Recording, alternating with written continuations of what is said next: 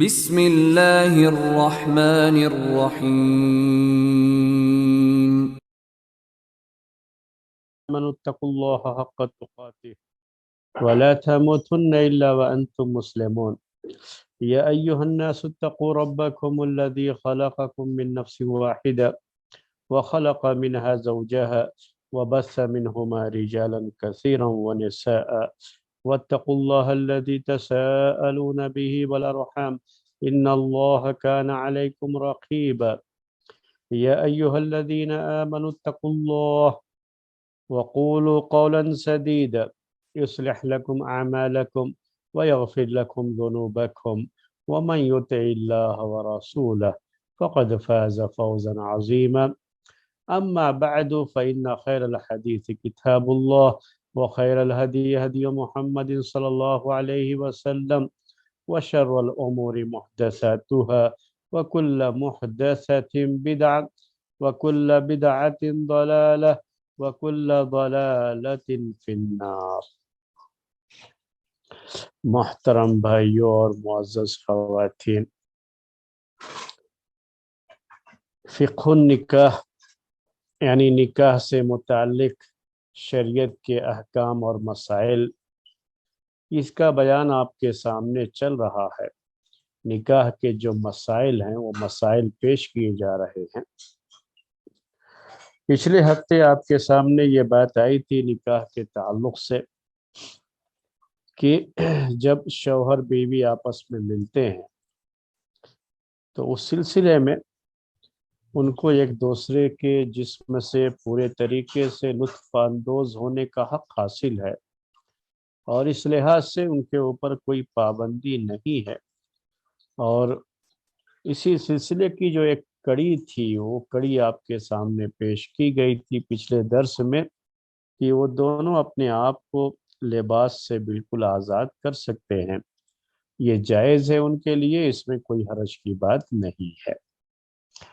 آج اس سلسلے کی ایک اور جو ہے کڑی بیان کی جائے گی آپ کے سامنے۔ آج کے درس میں جو بات پیش کی جائے گی وہ یہ ہے کہ جب شوہر اور بیوی یہ دونوں وظیفہ زوجیت کی طرف جو ہے مائل ہو جائیں اور دونوں کو اب وظیفہ زوجیت ادا کرنا ہے۔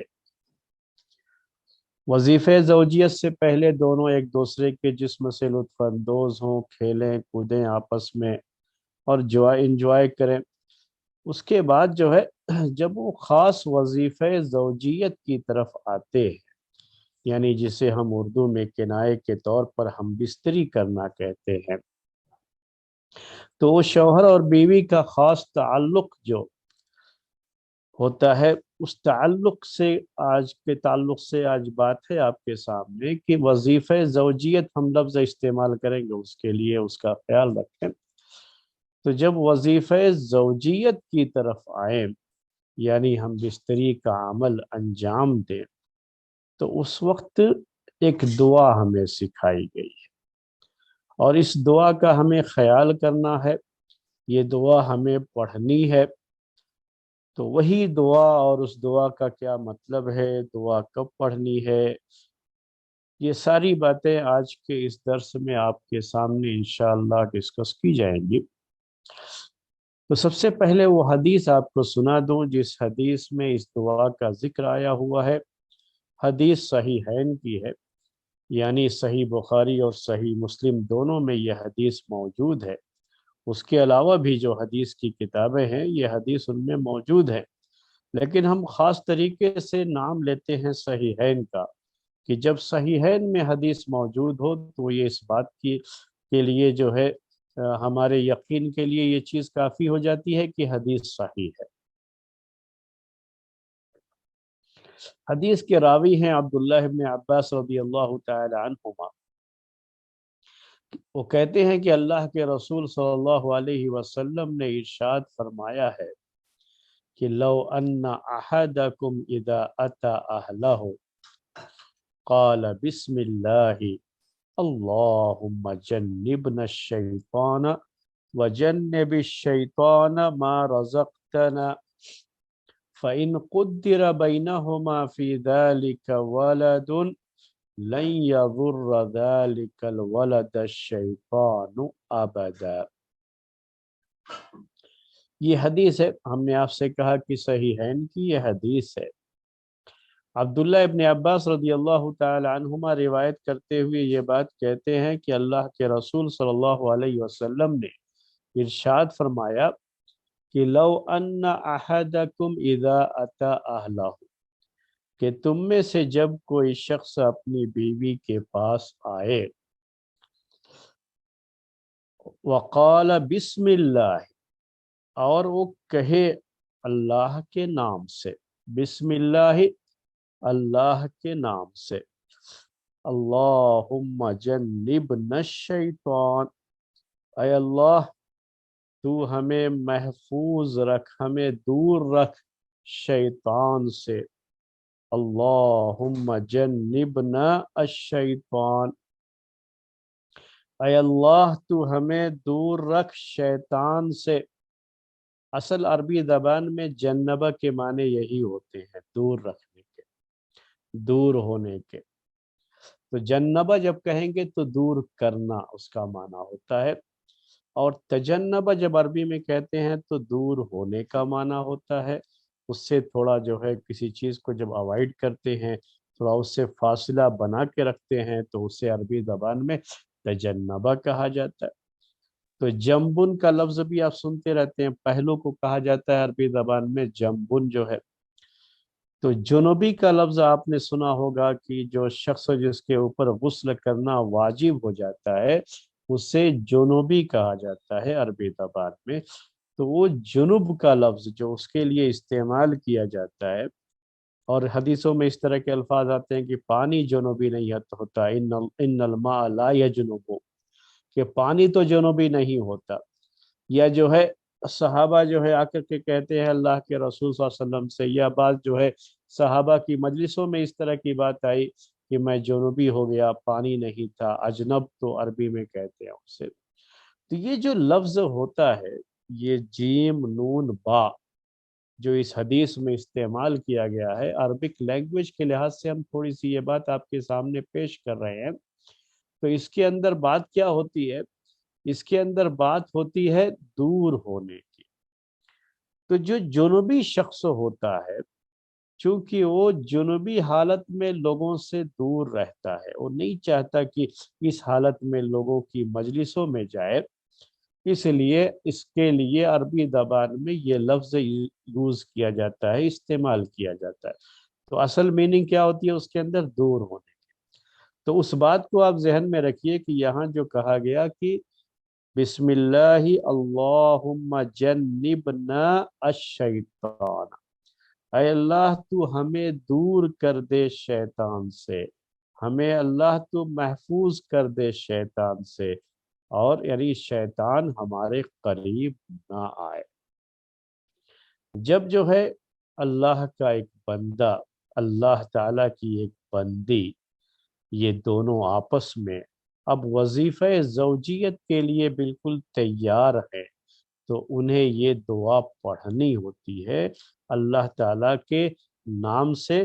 یہ کام بھی جب شروع کرتا ہے آدمی تو اللہ کے نام سے، اور دعا کیا کرتا ہے کہ اے اللہ تو ہمیں دور کر دے شیطان سے، یعنی شیطان ہمارے قریب بھی نہ رہے، ہمارے اس عمل میں شیطان کی کوئی بھی شرکت نہ ہو، وہ جو پارٹیسپیٹ نہ کر دے یہاں پر۔ تو یہ جو ہے کیا ہے؟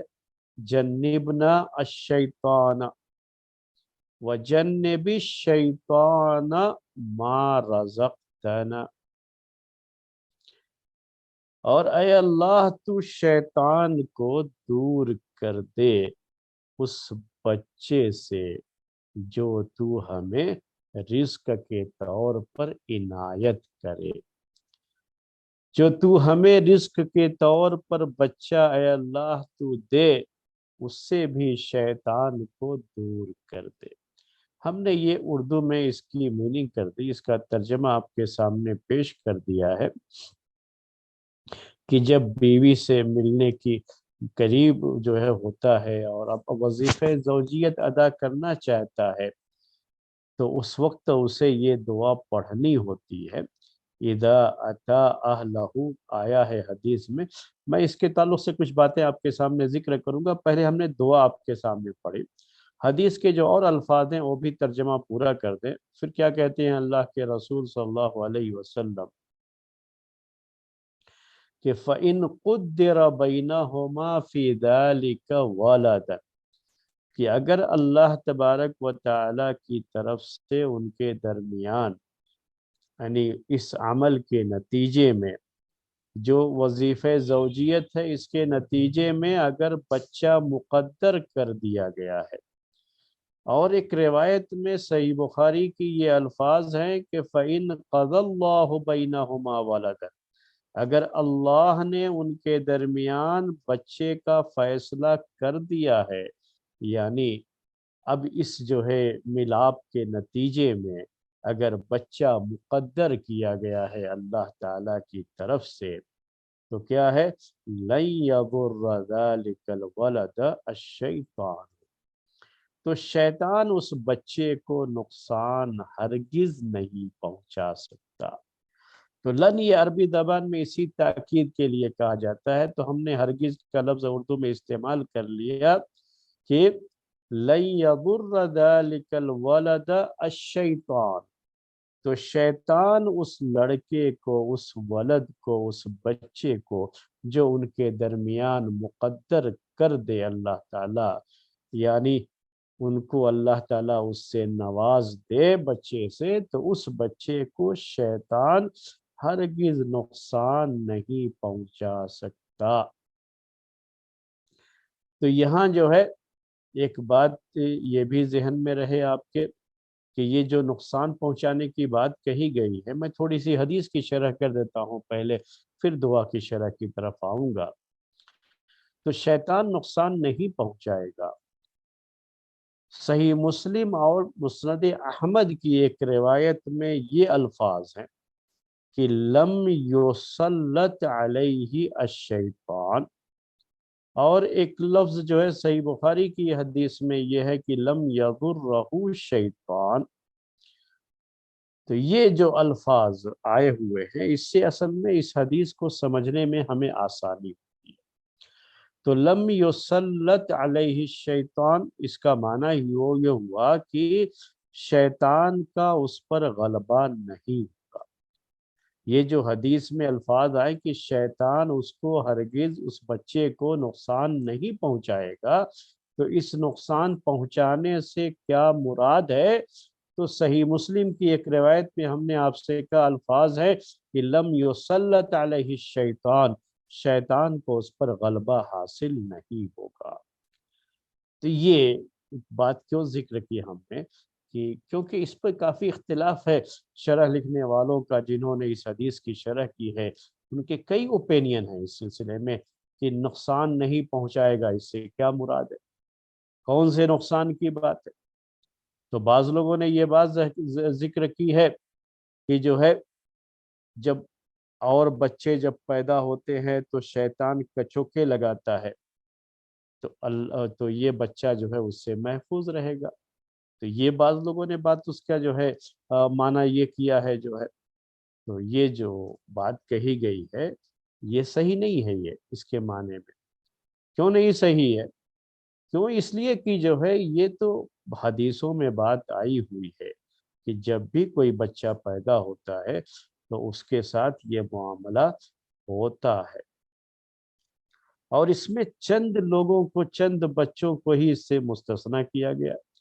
تو اگر ہر آدمی دعا پڑھ لے اور اس کا بچہ اس سے محفوظ ہو جائے تو پھر تو اس حدیث کی اہمیت نہیں رہ جائے گی جس حدیث میں یہ ہے کہ جو ہے جو بچہ بھی پیدا ہوتا ہے تو اس سے شیطان کچوکا لگاتا ہے، اور اس میں پھر جو ہے صرف جو ہے بعض کی جو نفی کی گئی ہے یا بعض کو اس سے مستثنیٰ کیا گیا ہے ان کا جو ہے ذکر آیا ہوا ہے۔ تو میں یہ بتا رہا تھا آپ کو کہ یہ جو ہے لفظ لن یضرہ، اس کا معنی کیا ہے؟ تو اس سلسلے میں ایک اوپینین یہ بھی ہے لیکن وہ صحیح نہیں، اور بعض لوگوں نے یہ بھی ذکر کیا اس کا معنی کہ کبھی بھی شیطان اس کو پچھاڑ نہیں سکتا، یا شیطان اس کے بدن کا کے کسی حصے میں کوئی نقصان نہیں پہنچا سکتا۔ تو اس طرح کی بات بھی، یا یہ کہ جو ہے شیطان نہ اس کو جسمانی نہ اس کو دین کے لحاظ سے کوئی بھی نقصان نہیں پہنچا سکتا، اس طرح کا بھی معنی لوگوں نے اس کا کیا ہے۔ لیکن دوسری روایت کی روشنی میں جو معنی متعین ہوتا ہے وہ یہ ہے کہ شیطان کو اس پر غلبہ نہیں حاصل ہوگا۔ شیطان تو لگا ہی رہتا ہے ہر آدمی کے پیچھے، ہر انسان کے پیچھے، تو یہ بچہ جب پیدا ہوگا تو اس کے پیچھے بھی لگے گا، ایک شیطان ہمیشہ اس کے ساتھ رہے گا۔ تو شیطان کا کام تو ہوتا ہے کہ ہمیشہ کچھ نہ کچھ کرتا رہے گا، یہاں تک کہ جب نماز کے لیے آدمی کھڑا ہوتا ہے نا، تب بھی شیطان آ کر کے کچھ نہ کچھ کوشش کرتا ہے کہ اس کو نقصان پہنچائے۔ نقصان پہنچانا کیا ہوتا ہے کہ اس کے ثواب میں، اس کے اجر میں کمی کرے، وسوسے ڈالتا ہے۔ تو کون اس سے محفوظ رہتا ہے؟ وسوسے تو آتے رہتے۔ تو یہ جو ہے چیزیں ہوں گی شیطان کی طرف سے، یہ چھوٹی چھوٹی جو چیزیں ہوتی ہیں نا انسانوں کے ساتھ، وہ سب رہیں گی، لیکن شیطان کو اس پر غلبہ حاصل نہیں ہوگا، جیسا اللہ تبارک و تعالی نے قرآن میں ذکر فرمایا ہے کہ ان عبادی لیس لک علیہم سلطان، کہ میرے خاص بندے ایسے بھی ہیں جن پر تیرا کوئی بس نہیں چلے گا۔ جب شیطان نے مہلت مانگی اللہ تعالیٰ سے کہ اللہ تو مجھے مہلت دے دے قیامت تک، میں ان کے دلوں میں وسوسے ڈالوں گا، ان کو راستے سے بھٹکانے کی کوشش کروں گا، تو جب یہ بات تھی شیطان کی طرف سے، یہ جو ہے درخواست کی گئی، تو اللہ تعالیٰ نے کہا ٹھیک ہے جا، تجھے جو ہے اس کی مہلت ہے، لیکن یہ نوٹ کر لے کہ جو میرے نیک بندے ہوں گے، میرے خاص بندے ہوں گے، ان پر تیرا کوئی بس نہیں چلے گا، ان پر تیرا غلبہ نہیں ہو سکتا۔ تو یہ چیز، یہ جو معنی کیا گیا ہے، میں سمجھتا ہوں کہ یہ سب سے بہتر معنی ہے۔ بقیہ یہ جو ہے معنی کہ جو ہے سرے سے کوئی نقصان ہی نہیں پہنچائے گا، تب تو یہ تو صرف انبیاء کے ساتھ خاص ہے۔ دین کے معاملے میں شیطان کوئی نقصان نہیں پہنچا سکتا، تو یہ تو عصمت کی بات ہو گئی نا، بندہ اس کا مطلب کہ معصوم ہو گیا۔ تو یہ عصمت تو صرف انبیاء کے لیے ہے، انبیاء کرام اس سے محفوظ ہوتے ہیں، شیطان کے شر سے محفوظ ہوتے ہیں۔ جب ہر بچے کو یہ چیز حاصل ہو جائے گی، جب اس کے والدین نے دعا پڑھی ہو اس وقت، تب تو پھر کوئی خاص جو ہے انبیاء کی اس میں فضیلت نہیں باقی رہ جاتی ہے۔ یا بعض لوگوں نے یہ بھی جو ہے ذکر کیا ہے معنی میں کہ اگر یہ دعا نہیں پڑھتے ہیں تو شیطان اس جمع میں شریک ہو جاتا ہے۔ تو یہ جو ہے لم یضرہ اور لن یضرہ کا معنی یہ ہوا اس لحاظ سے کہ لم یضرہ الشیطان فی جماعہ، فی جماع امہ، کہ اس بچے کی ماں کے ساتھ جو اس کے باپ کی ہم بستری کا یہ عمل ہوا، تو شیطان اس میں نقصان نہیں پہنچائے گا شریک ہو کر کے۔ تو کہتے ہیں یہ کہ جب دعا نہیں پڑھتا ہے بندہ اس سے جمع سے پہلے، ہم بستری سے پہلے، تو شیطان بھی اس میں شریک ہو جاتا ہے، جمع کرنے میں شریک ہو جاتا ہے۔ تو اس طرح کی بات بھی ذکر کی گئی ہے، اور جو ہے کتابوں میں اس طرح کی باتیں لکھی گئی ہیں۔ تو یہ ساری باتیں اپنی جگہ پر ہیں، لیکن چونکہ ہم نے اب سے کہا کہ محدثین کا ایک اصول یہ ہے، ایک ضابطہ یہ ہے کہ حدیثوں کے جو الفاظ ہوتے ہیں، اگر دوسری روایت میں کچھ الفاظ آئے ہوئے ہیں جس سے اس کے معنی کی تعین ہوتی ہے، جس سے اس کی میننگ کو متعین کیا جا سکتا ہے، تو سب سے بہتر معنی حدیث کا وہی ہوتا ہے جو کسی دوسری روایت سے ثابت ہو۔ تو ہم نے بتایا تھا آپ کو کہ صحیح مسلم کی ایک روایت میں یہ لم یسلط کا لفظ ہے الشیطان، لم یسلط الشیطان علیہ، یعنی شیطان کو اس پر غلبہ حاصل نہیں ہوگا۔ اور اس آیت کی روشنی میں کہ وَإِنَّ عِبَادِي لَيْسَ لَكَ عَلَيْهِ سُلْطَان، ہم اسی معنی کو بہتر سمجھتے ہیں کہ یہاں یہی مراد ہے کہ شیطان کو غلبہ حاصل نہیں ہوگا کبھی بھی۔ شیطان یہ چاہے کہ اس کو مکمل طریقے سے اس کے دین سے پھیر دے تو یہ شیطان نہیں کر سکتا، کیونکہ اس کو اس پر مکمل غلبہ حاصل نہیں ہوتا، بلکہ بقیہ جو ہے بعض جسمانی یا بعض جو ہے پریشانیاں دین کو لے کر کے، دنیا کو لے کر کے، کچھ غلطیاں، کچھ جو ہے وسوسے، مختلف اس طرح کی چیزیں شیطان کی طرف سے جو ہوتی رہتی ہیں، چھوٹی چھوٹی آزمائشیں ہوتی رہتی ہیں، تو یہ تو چیزیں رہیں گی۔ یہ انسانی زندگی کا ایک حصہ ہے، پارٹ آف لائف جسے کہتے ہیں۔ تو یہ جو ایک حصہ ہے، ایمان والوں کے ساتھ بھی یہ چیزیں ہوتی ہیں، شیطان کی یہ کوششیں ہوتی ہیں، تو ہمیشہ شیطان سے مقابلہ تو زندگی میں رہے گا ہی، اس کا مقابلہ یہ چلتا رہے گا، لیکن شیطان کو کبھی اس پر غلبہ حاصل نہیں ہوگا۔ یہ حدیث کی تھوڑی سی شرح تھی۔ اب ہم آپ کے سامنے جو ہے دعا کی جو بات ہے نا، اس کے تعلق سے بات کرتے ہیں۔ تو حدیث کے جو الفاظ تھے ابھی ہم نے پڑھے آپ کے سامنے، وہ الفاظ کہ اذا اتا اہلہ، کہ جب وہ اپنی بیوی کے پاس آئے، یہ اس کا معنی ہوتا ہے۔ جبکہ صحیح بخاری کی ایک روایت میں الفاظ ہیں حین یأتی اہلہ، اسی حدیث کے تعلق سے، جب وہ اپنی بیوی کے پاس آتا ہے۔ اور اسماعیلی جو ہے ان کی جو ہے صحیح بخاری، صحیح مسلم، صحیح بخاری کے تعلق سے جو ہے ان کی ایک کتاب ہے، اور جو ہے اس میں انہوں نے یہ بات ذکر کی ہے، یہ الفاظ ذکر کیے ہیں۔ اس روایت کے الفاظ جو ہے اس کتاب کے اندر یہ ہیں کہ حین یجامع اہلہ، حین یجامع اہلہ، کہ جب وہ اپنی بیوی سے ہم بستری کرے، یعنی وظیفہ زوجیت کی شروعات کرے، اس سے ہمیں یہ بات سمجھ میں آتی ہے۔ جبکہ سنن ابی داؤد کی ایک روایت کے الفاظ یہ ہیں کہ اذا اراد ان یأتی اہلہ، کہ جب اپنی بیوی کے پاس آنے کا ارادہ کرے، تو آنے سے مراد کیا ہے یہاں پر؟ ہم بستری، یعنی وہ خاص عمل، وظیفہ زوجیت۔ اب وہ مکمل طریقے سے اپنے آپ کو، اپنی بیوی کو تیار کر چکا ہے اس عمل کے لیے، اور اب وہ خاص عمل شروع کرنے جا رہا ہے، تو جب وہ خاص عمل شروع کرنے کا ارادہ کرے تب یہ دعا پڑھے۔ تو ان ساری روایتوں سے بات کیا سمجھ میں آ گئی؟ ایک روایت دوسری روایت کی تفسیر کرتی ہے، یہ محدثین کا قاعدہ ہے۔ اس قاعدے کی روشنی میں ہم یہ بات کہہ رہے ہیں کہ جب اس نے ارادہ کر لیا کہ اب ہم اس کام کو انجام دیں گے، اور اب بالکل ہم بستری کے لیے دونوں تیار ہیں، تو اس وقت اس کام کو، اس خاص کام کو شروع کرنے سے پہلے یہ دعا پڑھ لیں۔ اب جو ہے یہ دعا پڑھنے کا وقت کیا ہے، اس کے لیے بات آپ کے سامنے ہم نے پیش کر دی۔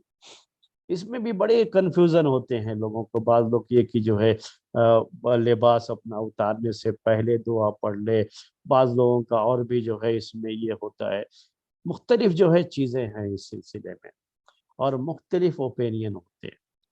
لیکن ہم نے روایتوں کی روشنی میں آپ کے سامنے بات کو کلیئر کر دیا کہ ساری روایتوں کو جب ہم ملا لیتے ہیں، حدیث کے سارے الفاظ کو جب ہم ملا لیتے ہیں، تو یہ بات ہمیں سمجھ میں آتی ہے کہ اس سے مراد کیا ہے، کہ جب وہ خاص عمل کی اب شروعات کرنے جا رہا ہے، تو شروع کرنے سے پہلے ہی جو ہے عین اس وقت جو ہے یہ دعا پڑھ لے۔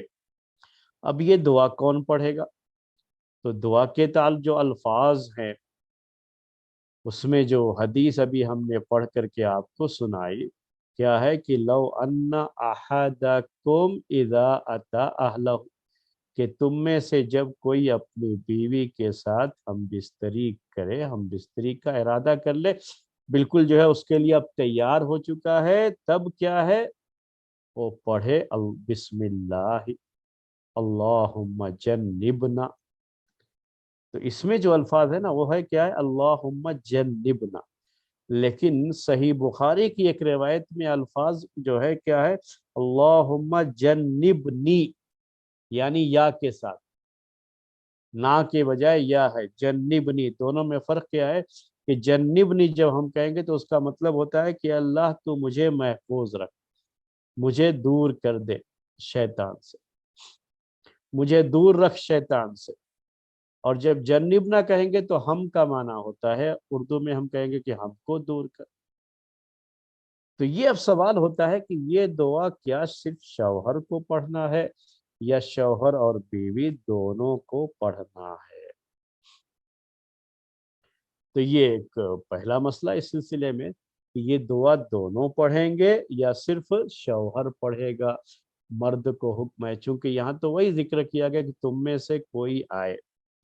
تو یہ مسائل جو ہے ہم پہلے بھی آپ کے سامنے اس طرح کے پیش کر چکے ہیں کہ حدیثوں وغیرہ میں، قرآن کی آیتوں میں، حدیثوں میں، جسے شریعت کے نصوص کہا جاتا ہے، ان سب کے اندر یہ بات ہے کہ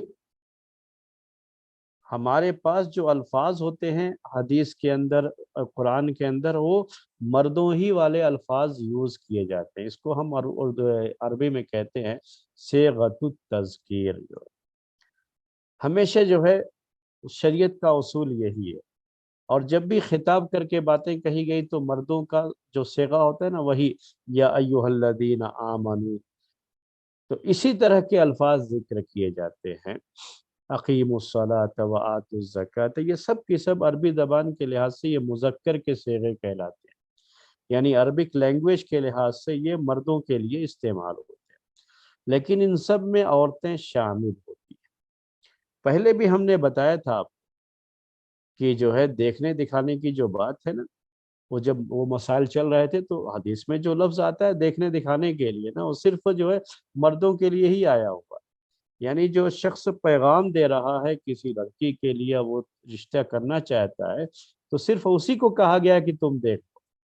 لڑکی کے لیے کہیں نہیں کہا گیا کہ تو جو ہے تم جو ہے، جو تمہارا جو ہے یہ ہے جس سے تمہارے نکاح کی بات ہو رہی ہے نا، اس کو تم دیکھ لو، کہیں نہیں آیا، یہ لفظ کہیں نہیں آیا اس میں۔ لیکن جو ہے اہل علم اس کو اسی پر محمول کرتے ہیں کہ جیسے یہ حکم مردوں کے لیے ہے ویسے ہی یہ حکم عورتوں کے لیے بھی ہے، یعنی عورت بھی اس میں شامل ہوگی۔ تو جس طرح سے مرد کو یہ حق دیا گیا ہے کہ وہ نکاح سے پہلے لڑکی کو دیکھ سکتا ہے، اور جو اطمینان کے لیے، تاکہ جو ہے اس کو اطمینان حاصل ہو، اور جو ہے وہ پوری طریقے سے مطمئن ہے اسے، تاکہ نکاح کے بعد کوئی مسئلہ پیش نہ آئے، تو ویسے ہی لڑکی کو بھی اپنے اطمینان کے لیے لڑکے کو دیکھنے کی اجازت ہے۔ وہ مسئلہ آپ کے سامنے آیا، تو وہی چیز ذہن میں رکھیے گا کہ یہاں پر بھی اگرچہ کہ عورت کے تعلق سے کوئی بات نہیں کہی گئی ہے، لیکن شریعت کے مسائل مرد عورت دونوں کے لیے ہوتے ہیں، اور دونوں کے لیے یہ چیزیں ہوتی ہیں۔ تو جیسے مرد کے لیے یہ حکم ہے ویسے ہی عورت کے لیے بھی یہ حکم ہوگا، اور خاص طریقے سے جب ہم وہ لفظ سامنے رکھیں جو صحیح بخاری کی ایک روایت میں ہے کہ اللہم جنبنی الشیطان، تو یہ ایک بات ہے۔ تو یہ دعا میں یہی بہتر سمجھتا ہوں کہ یہ دعا جو ہے شوہر کو بھی پڑھنی چاہیے اور بیوی کو بھی یہ دعا پڑھنی چاہیے، دونوں کو یہ دعا پڑھنی چاہیے، دونوں کے لیے یہ حکم ہے۔ اور ایسا نہیں ہے کہ یہ، چونکہ ہم نے کہا کہ یہ لفظ جو آیا ہوا ہے وہ اس لحاظ سے کہ کسی مرد سے بات کہی گئی ہے، تو اس کو جو ہے یہ ہدایت دی گئی ہے، تو یہ ہدایت پوری امت کے لیے ہوتی ہے، تو امت کے اندر، امت میں عورتیں بھی داخل ہوتی ہیں، تو عورتوں کے تعلق سے بھی یہ بات ہوگی۔ تو یہ میرے بھائیوں آپ کے سامنے ہم نے بات جو ہے ذکر کر دی ہے۔ پہلی بات، اسی کو ہم بہتر سمجھتے ہیں کہ یہ دعا مرد بھی پڑھے گا عورت بھی پڑھے گی، یعنی شوہر کے لیے بھی ہے، اور یہ دعا جو ہے بیوی کے لیے بھی ہے، دونوں کے لیے ہے، دونوں یہ دعا پڑھ کر کے اس کام کو انجام دیں گے۔ اب اس کے بعد یہ اس چیز کو بھی نوٹ کر لیجئے کہ ہمارا جو دین ہے، ہماری شریعت جو اسلامی شریعت ہے، ہمارا دین ہے، یہ ہمیں ہر موقع پر دعا سکھاتا ہے۔ یعنی یہ جو عمل ہے جسے ہم وظیفہ زوجیت کا لفظ ہم نے کہا کہ یاد رکھیے گا، یہ جسے ہم جمع بھی کہتے ہیں، ہم بستری بھی کہتے ہیں، مختلف الفاظ، یہ وظیفہ زوجیت، یہ جس میں انسان اپنی جنسی خواہش کی تسکین کرتا ہے، اور بہت حد تک اس کا تعلق اس کے جو ہے جنسی تسکین سے ہے، اور جو ہے یہ سیکس، یہ اس کی ایک انسانی ضرورت ہے یہ، اور یہ اسی لیے جو ہے ہر کوئی، چاہے وہ مسلم ہو غیر مسلم ہو، ہر ایک کے ساتھ یہ معاملہ ہوتا ہے، لیکن اسلام نے اس کو جوڑ دیا ہے کس کے ساتھ، کہ یہ جو جنسی تسکین ہے، یہ صرف جنسی تسکین ہی نہیں ہے، بلکہ یہ کیا ہے،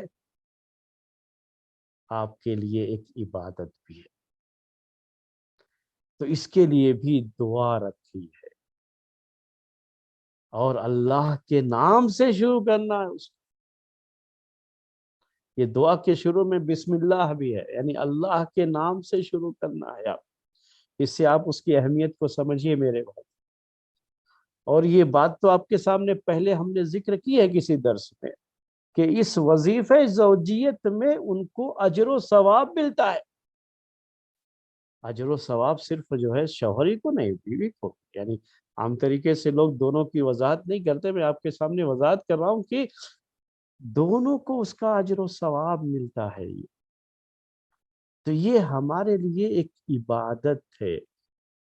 جب اللہ کے رسول صلی اللہ علیہ وسلم نے یہ بات ذکر کی تھی تو بعض صحابہ نے تعجب کیا، کہا اللہ کے رسول، کوئی آدمی اپنی شہوت پوری کر رہا ہے، جنسی تسکین کر رہا ہے، جو اس کی ایک انسانی ضرورت ہے، اپنی اس ضرورت کو پوری کر رہا ہے، اور اس کو لذت جو ہے اپنے اس کو حاصل کر رہا ہے اپنے ساتھی سے مل کر کے، اور جو ہے اپنی جو ہے بیوی کے ساتھ جائز طریقے سے نکاح کے بعد اسے پوری کر رہا ہے، اور کیا اس میں بھی اجر ہے؟ اس کو صدقہ قرار دیا اللہ کے رسول صلی اللہ علیہ وسلم کا، اس میں بھی اجر ہے؟ تو آپ نے کہا کہ اگر یہ چیز وہ حرام طریقے سے کرتا تو کیا اس پہ اس کو گناہ نہیں ہوتا؟ تو آپ نے ایک مثال دے کے سمجھایا، تو دیکھیے یہی چیز اگر غلط طریقے سے کرتا ہے، بغیر نکاح کے کرتا ہے تو گناہ ہے، اور وہی چیز اب جب نکاح کے بعد کرتا ہے تو اب اس کے لیے عبادت کا درجہ ہے۔ اچھی طرح سے تصور کر لیجئے اس کا، کس کا درجہ ہے؟ یہ عبادت کا درجہ ہے۔ بسم اللہ کر کے شروع کرے گا، یہ کبھی ذہن میں نہ بیٹھا لے کہ کوئی بہت گندا کام کر رہا ہے، بہت سے جو ہے اس کے ذہنوں میں اس طرح کی باتیں ہوتی ہے جو، اسی لیے ابھی دعا کے تعلق سے ایک مسئلہ ہے، وہ آپ کے سامنے پیش کرنے سے پہلے میں یہ باتیں آپ کے سامنے کلیئر کرنا چاہ رہا تھا۔ یہ کوئی گندا کام کرنے نہیں جا رہا، ایک عبادت کو انجام دے رہا، جسے اسے بسم اللہ کر کے کرنا۔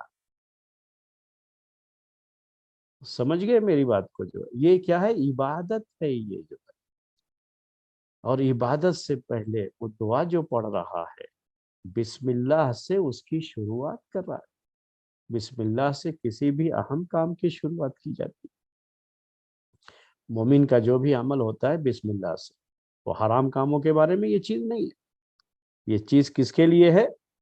جو چیزیں انسان کے لیے جو ہے ایک مومن کے لیے اللہ تبارک و تعالیٰ نے عبادت کا درجہ دے کے رکھا ہے، تو وہ سب کی سب وہ بسم اللہ سے کرتا، اگرچہ کہ اس کا تعلق انسانی ضروریات سے ہے، چاہے کھانا ہو پینا ہو، سب کی سب انسانی ضروریات بھی ہیں، لیکن ایک مومن کے لیے یہ عبادت کا درجہ رکھتی ہیں۔ جب وہ شروع کرتا ہے تو اللہ کے نام سے شروع کرتا ہے، تو کہا ہم نے بسم اللہ اللہم، اب وہ دعا پڑھتا ہے جب یہ، تو ہم نے آپ کے سامنے یہ باتیں جو کر دی کہ یہ اس کام سے کے شروع کرنے سے پہلے دعا پڑھنی ہے۔ اب ایک سوال آتا ہے کہ کوئی شخص بھول گیا، وہ کھیل رہے تھے دونوں جو ہے شوہر بیوی آپس میں ایک دوسرے کے ساتھ لطف اندوز ہو رہے تھے، جیسے حدیثوں میں آتا ہے کہ کھیلتے رہے ایک دوسرے کے ساتھ، اس کے بعد جب پورے طریقے سے تیار ہو گئے ہیں تو جو ہے اس وقت دعا پڑھنی ہے، ہم نے کہا آپ سے، تو کبھی آدمی جو ہے کیا ہوتا ہے کہ کھیلتے کھیلتے کام شروع کر لیا، اسے یاد نہیں رہا دعا پڑھنا، دعا پڑھنا یاد نہیں رہا، تب کیا ہوگا؟ اب وہ مسئلہ ہے۔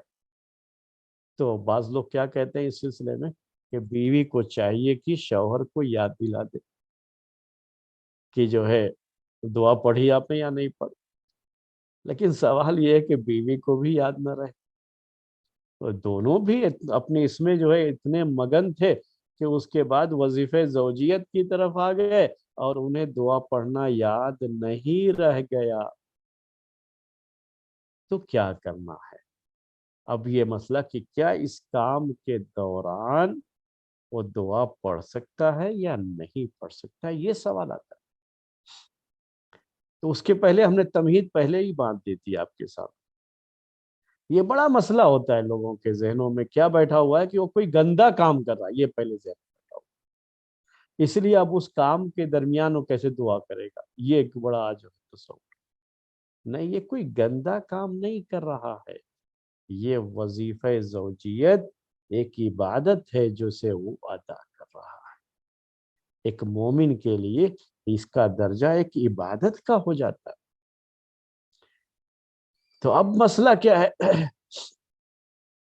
کہ جب کوئی شخص بھول گیا ہے، اسے یاد نہیں رہا، تو صحیح بات یہی ہے کہ جیسے ہی اسے یاد آئے ویسے ہی اسے وہ دعا پڑھ لینی۔ بقیہ جو چیز آدمی بھول جاتا ہے اللہ تعالیٰ اسے معاف کر دیتا ہے، جیسا کہ آپ قرآن میں بھی اس طرح کی آیتیں پڑھ چکے ہیں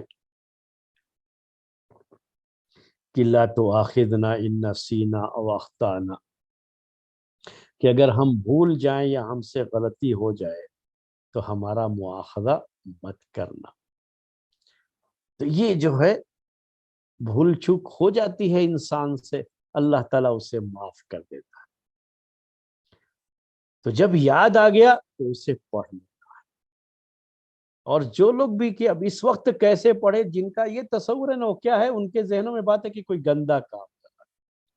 وہ یہ تصور کیا لے کے آتے ہیں کہ جب وہ بیت الخلا جاتا ہے، یعنی بیت الخلا کا مطلب ٹوائلٹ جو ہے، اپنی جو نیچرل کال کے لیے جب وہ جاتا ہے تو کیا ہوتا ہے، کیا باتیں اس میں کہی گئی ہیں کہ وہ اندر جانے سے پہلے اسے دعا پڑھ کے جانا ہوتا ہے، وہاں بھی دعا پڑھنی ہوتی ہے۔ لیکن اگر کوئی بھول گیا تو اندر جانے کے بعد کیا وہ دعا پڑھ سکتا ہے یا نہیں پڑھ سکتا، یہ بڑا مسئلہ آتا ہے اس میں۔ تو اس سلسلے میں باتیں جو ہے اس طرح کی ہیں کہ یعنی وہ دل میں پڑھ لے، اب زبان سے تو نہیں کر سکتا دعا، لیکن کیا ہے، دل میں پڑھ لے، وہ ایک جگہ ہے، اس جگہ کے لحاظ سے وہ باتیں وہاں اپنی جگہ پر ہے۔ لیکن اگر کوئی شخص میدان میں جاتا ہے، اور پچھلے زمانے میں پیارے نبی صلی اللہ علیہ وسلم کے زمانے میں تو لوگ میدان ہی میں نہ جایا کرتے تھے، اس میں اندر داخل ہونے کا کہاں ہوتا تھا، تو میدان میں کب جو ہے، میدان جانے سے پہلے گھر سے پڑھ کے جائے گا دعا۔ تو وہاں پر کیا ہوتی تھی بات جو ہے کہ جب وہ اب جو ہے اپنے کپڑے کو اٹھاتا ہے، اس لنگی لوگ پہنتے تھے تو اٹھا لیا کرتے تھے، یا یہ کہ جو ہے اپنے کہہ لیجئے کہ ابھی جو بھی ٹراؤزر وغیرہ پہنتے ہیں، سروال جسے عربی میں کہا جاتا ہے، جو بھی پینٹ جو ہے پائجامہ وغیرہ، اس کو جو ہے کھول کر کے اپنی شرمگاہ کو کھولنے کا ارادہ کرتا ہے اپنی جو ہے قضائے حاجت کے لیے، اپنی ضرورت پوری کرنے کے لیے، تو اس وقت وہ دعا پڑھے گا۔ تو یہاں وہاں کی بات تھوڑی سی الگ تھی، وہ جو بیت الخلا کے اندر کا معاملہ ہے، ٹوائلٹ کے اندر کا معاملہ ہوتا ہے، وہ اپنی جگہ پر، وہ یہ عمل جو ہے نا، جو آدمی جو ہے اپنی ضرورت کو پوری کر رہا ہے، یہ کوئی گندی چیز نہیں ہوتی ہے، وہ بس یہ ہے کہ وہ جگہ، اس کے بارے میں یہ ہے کہ وہاں شیطان بسیرا کرتا ہے، شیطان رہتا ہے، تو اس لحاظ سے اس میں جانے سے پہلے اس کو یہ دعا پڑھنی ہوتی ہے، دعا کرنی ہوتی ہے، یا پھر شرمگاہ کو کھولا ہے تو شیطان اس کے ساتھ کھیل سکتا ہے، اس کے پرائیویٹ پارٹ کے ساتھ، تو اسے جو ہے یہ دعا پڑھنی ہوتی ہے، وہ کہا گیا ہے۔ لیکن اب یہ جو عمل ہے یہ تو اپنے کمرے کے اندر نہ انجام دے رہا ہے، اور یہاں کوئی وہ گندا کام نہیں کر رہا ہے کہ کوئی یہ سوچے کہ اس حالت میں دعا کیسے پڑھے گا، ویسا کچھ نہیں ہے۔ وہ کوئی گندا کام نہیں کر رہا ہے، وہ تو ایک عبادت کو انجام دے رہا ہے۔ اس لحاظ سے اگر بھول گیا ہے تو اس وقت دعا پڑھ سکتا ہے، جیسے ہی اسے یاد آیا دعا پڑھ لے سکتے ہیں، اس میں کوئی حرج کی بات نہیں ہے۔ اس کے بعد اس دعا کے اندر کیا ہے؟ بسم اللہ اللہم جنبنا، یا صحیح بخاری کی روایت میں اللہم جنبنی، صحیح بخاری کی ایک روایت یہ ہے کہ اللہم جنبنی الشیطان وجنب الشیطان ما رزقتنا۔ تو یہ جو شیطان کو دور رکھنے کی یہ دعا ہوتی ہے، دعا کرتا ہے آدمی اس موقع پر، تو اس میں اس بچے کے تعلق سے بھی جو ہے یہ دعا میں شامل کیا گیا اس میں، کہ جو بچہ اگر مقدر ہے اللہ تعالیٰ کی طرف سے تو وہ بھی شیطان کے شر سے محفوظ رہے، تو اس میں لفظ استعمال کیا گیا ہے وَجَنِّبِ الشَّيْطَانَ مَا رَزَقْتَنَا، ما رزقتنا، جو ہمیں رزق دے۔ اولاد کے لیے لفظ کیا استعمال کیا گیا ہے اس میں دعا میں؟ رزق کا لفظ استعمال کیا گیا ہے، اس کو نوٹ کرنا ہے، ذرا اس کو نوٹ کر لیجئے گا آپ اچھی طرح سے۔ یہ اولاد اللہ کا رزق ہے، اللہ کا رزق ہے یہ۔ ہم نے رزق تو صرف کھانے پینے کی چیزوں کو سمجھ رکھا ہے، جو آتا رہتا ہے، جو مما رزقناہم ينفقون، ہم نے جو ان کو رزق دیا ہے اس میں سے خرچ کرتے رہتے۔ تو یہ اولاد بھی میرے بھائیوں اللہ کا رزق ہے، یہ جو ہمیں اللہ تعالی عنایت فرماتا ہے۔ ہمیشہ تو ہم اپنے رب سے رزق کی دعا کرتے ہیں، اولاد کے تعلق سے بھی ہمیں دعا کرنی چاہیے، اپنے رب سے مانگنا چاہیے۔ یہ ہمارے رب کا رزق ہے، جس کو چاہتا ہے عنایت کرتا ہے، اور جس کو نہیں چاہتا نہیں عنایت کرتا ہے۔ تو یہ خالص اس رزاق کا معاملہ ہے، جو رزاق ہے اسی رزاق کی طرف سے ہمیں یہ رزق ملتا ہے، اور اس رزق پر ہمیں اپنے رب کا شکر گزار ہونا چاہیے، اس کا شکر گزار ہونا چاہیے کہ اس نے ہمیں یہ رزق دیا ہے، ہمارے لیے میسر ہوا ہے۔ اور جیسے رزق کو حرام کے لیے استعمال نہیں کیا جا سکتا، یہ اس رزق کی ناقدری اور ناشکری ہوتی ہے، ویسے ہی اپنی اولاد کو بھی کسی حرام کی طرف کبھی لے کر کے نہیں جانا چاہیے، کہ یہ اولاد کی نعمت جو کہ اللہ کا رزق ہے، یہ اس کی ناقدری ہوتی ہے۔ تو یہ دعا ہے، دعا پڑھتے ہوئے ان باتوں کو ذہن میں رکھیں۔ اب بقیہ اگر اللہ تعالیٰ نے اولاد کو مقدر کیا ہے تو یہ اللہ تعالیٰ کی تقدیر ہے، اللہ تعالیٰ کی طرف سے ہے، وہ رزق جو ہے وہ عنایت کرنا چاہے گا تو وہ عنایت کرے گا۔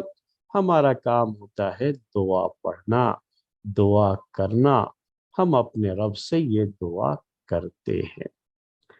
تو یہ جمعہ سے پہلے کی میرے بھائیوں اور میری بہنوں دعا تھی، اور اس حدیث کی تھوڑی سی شرح ہم نے آپ کے سامنے کر دی ہے۔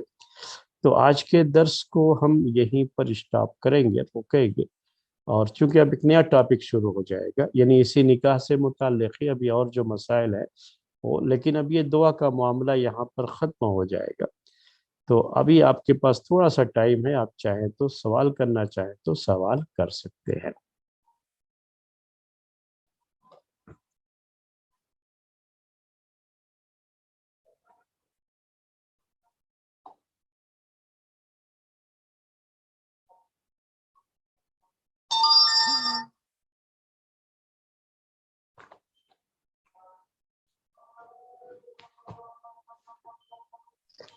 السلام علیکم ورحمۃ اللہ وبرکاتہ استاد. وعلیکم السلام ورحمۃ اللہ وبرکاتہ. جی میرا سوال یہ ہے کہ وظیفے زوجیت کے دوران دعا مرد کو پڑھنی ہوتی ہے؟ ہم نے کہا دونوں کو پڑھنا چاہیے. درس میں ابھی کہا جزاک کہ یہ دعا دونوں کو پڑھنا چاہیے، یعنی شوہر کو بھی اور بیوی کو بھی. جزاک اللہ خیرا کثیرا.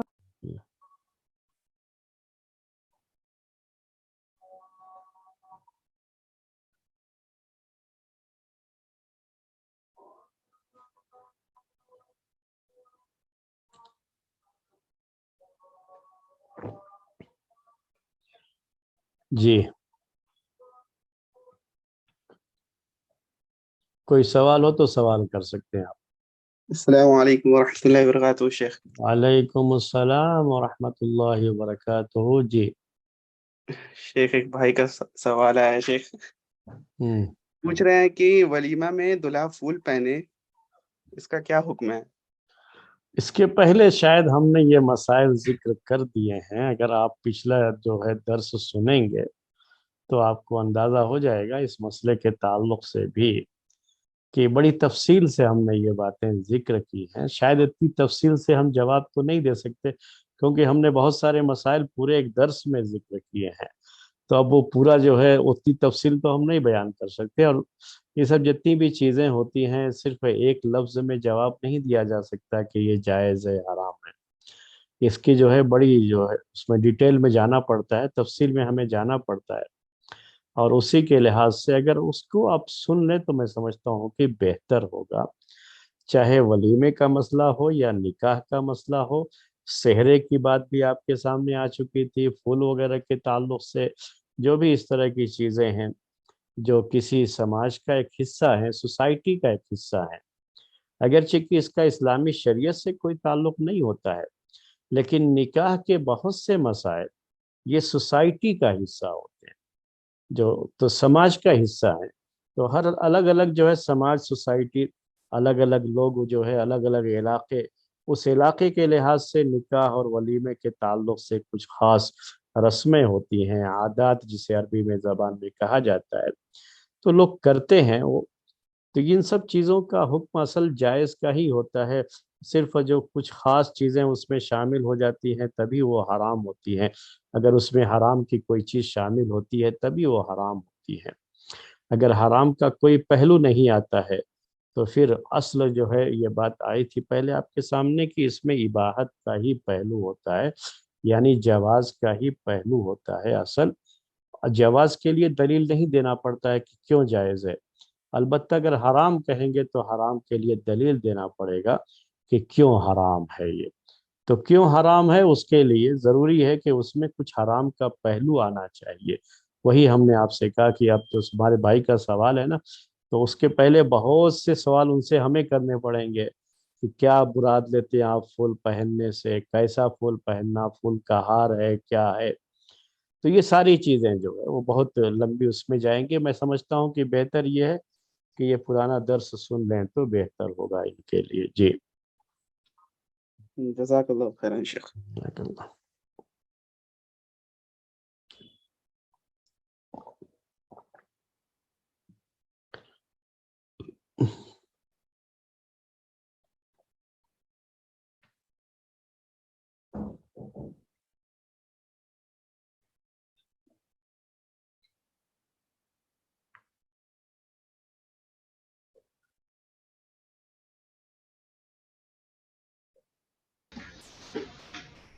السلام علیکم ورحمۃ اللہ.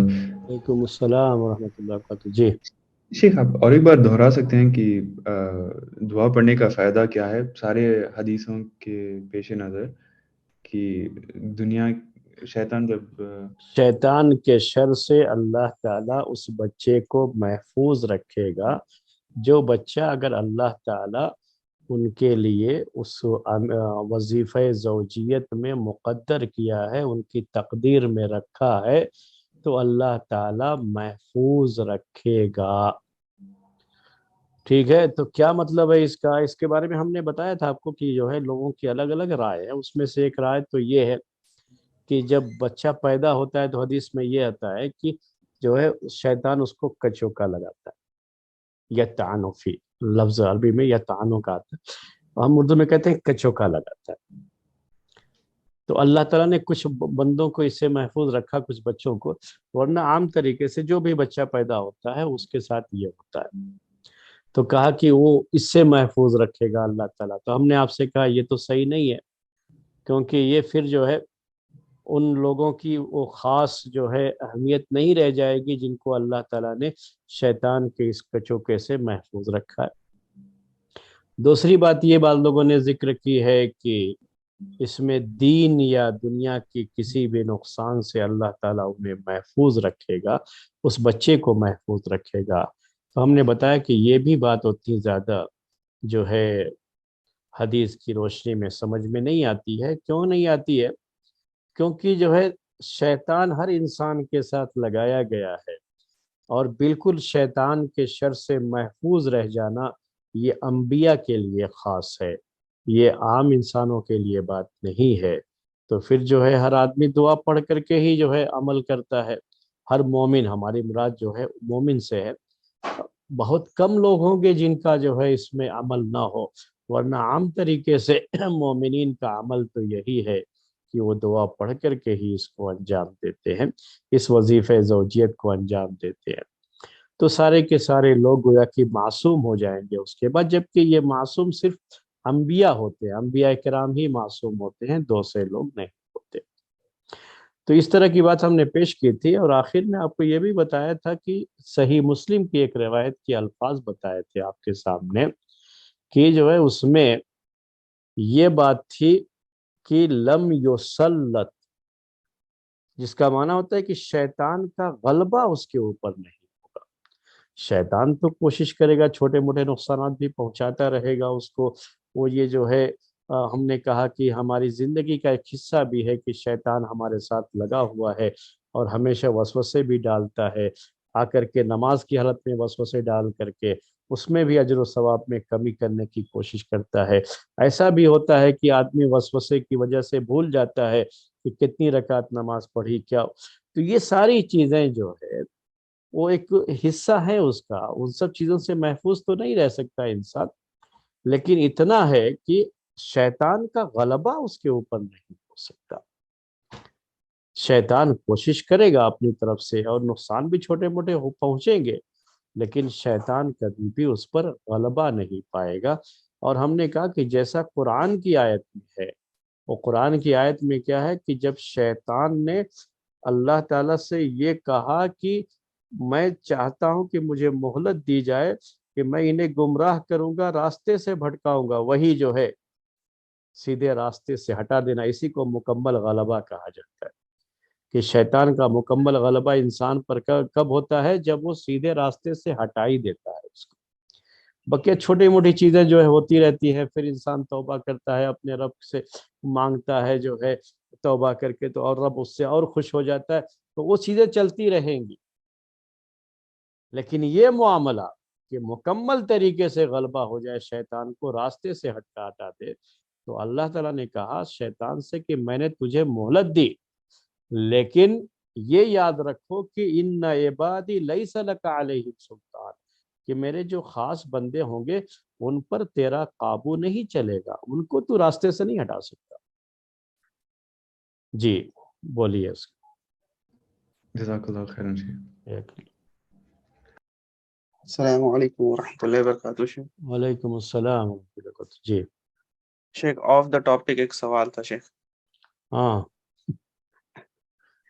شیخ جیسے کہ شیخ آپ کی مسجد ہے نا Sheikh, H B R layout آؤٹ میں؟ شیخ میری کوئی مسجد نہیں ہے، بولیے۔ ہاں جی شیخ، جہاں آپ ریگولر جاتے ہیں شیخ، جی بولیے۔ فجر اور عشاء میں؟ فجر اور عشاء میں ایچ بی آر میں نہیں، میں ابو بکر میں جاتا اچھا اوکے شیخ۔ ہوں۔ جی بولیے۔ شیخ تو ایکچولی کیا ہے نا کہ میرے گاؤں سے کچھ لوگ آئے ہوئے ہیں چندے کے لیے، تو وہ لوگ گئے تھے یہاں بڑی چار مینار، تو وہاں وہ لوگ بولے کہ شبان میں وہ لوگ دیتے ہیں توسیہ۔ اچھا ہاں، تو اس کی وجہ سے تو وہ لوگ بنگلور میں کہیں بھی چندہ نہیں کر سکتے، کرناٹک میں پورا۔ تو ایسے مطلب کہ جمعہ میں نہیں کر سکتے ایسے، مگر سمجھیے کہ انڈیویجول اگر مسجد میں اور باقی ٹائم میں اگر مسجد سے پرمیشن مل جاتا ہے تو کر سکتے ہیں. جی تو وہ ابھی کل کے لیے ہیں شیخ، کل تک رہیں گے، اس کے بعد ان کو جانا ہے کیرلا. تو شیخ کیا پاسبل ہو پائے گا شیخ آپ کی مسجد میں چندہ؟ دیکھیے اب آج اور کل 2 دن ہمارا ایسا معاملہ ہے کہ ہم جیسے اب یہ درس ہے نا، تو اس کی وجہ سے ہم آج عشاء کی نماز وہاں نہیں جا سکتے. تو ہمارا 2 دن آج بھی اور کل بھی جو اتوار کو بھی ایسے ہی رہتا ہے کہ ہمارے دروس ہیں، آن لائن دروس ہوتے ہیں، تو ہم مسجد کو جو ہے عشاء کی نماز کے لیے مسجد ابوبکر کو نہیں جا سکتے، تو ہم نہیں جی جا پاتے ہیں. تو فجر کی نماز کا تو آج کا تو ہو ہی چکا ہے، کل کی جو ہے فجر کی جو ہم جائیں گے تو اس ٹائم پہ جو شیخ. اصل مسجد کے ذمہ دار ہوتے ہیں سیکورٹی، اجازت وہ دیتے ہیں. ہمارا جی جی کام بالکل. کسی کو اجازت دینا نہیں ہے اصل میں، تو ان سے یہی ملنا پڑے گا ان کو جو صاحب ہے. ٹھیک ہے. جی شیخ، تو لائن اپ ہو سکتا ہے کیا شیخ؟ لائن اپ کا مسئلہ یہ ہے کہ ابھی جو ہے وہ چونکہ جو بھی صاحب ہیں وہ سیکریٹری جو ہے وہ فجر جی کی نماز میں، وہ چونکہ مسجد سے دور ہے ان کا گھر، تو شاید وہ فجر کی نماز میں وہ تو رہیں گے بھی نہیں، تو ان سے جی بھی شاید ملاقات نہیں ہو پائے گی.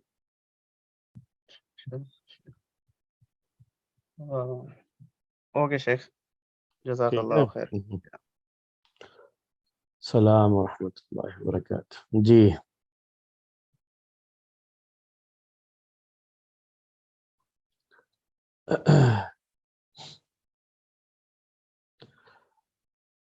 درس کو یہیں پر اسٹاپ کریں، اب جو ہے ٹائم بھی ہو گیا ہے.